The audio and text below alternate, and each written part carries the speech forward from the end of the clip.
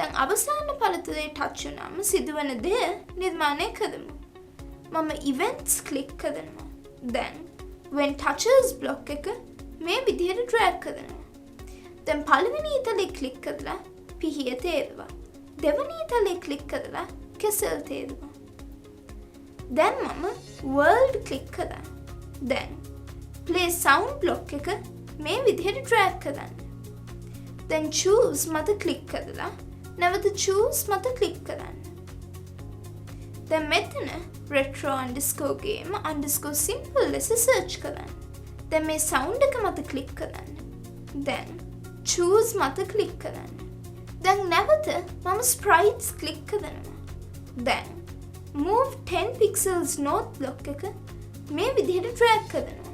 මේ ඊතලයේ ක්ලික් කරලා කෙසෙල් තේරුවා. මෙතන මම 800 කියලා ටයිප් කළා.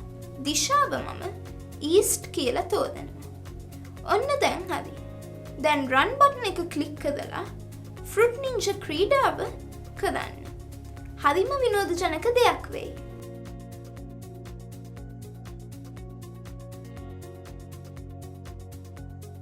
දැන් ඔයාලා හදපු නිර්මාණය මට බලන්න 0.76යි 812යි 52.44 කථනාංකයට WhatsApp කරන්න. ඔයාලගේ යාළුවන්ටත් නිර්මාණය ගැන කියන්න. ඒ වගේම තව දෙයක්. DP Coding School Telegram group එකට ඔයාලත් එකතු වෙන්න. සෑම සතියකට වරක්ම DP Code Champ Best of the Week වෙන්නත් උත්සාහ කරන්න. ඒ සඳහා දිගටම අපිත් එක්ක රැඳිලා ඉන්න. තවත් රසවත් පාඩමකින් DP Coding School සමග හමු වෙමු.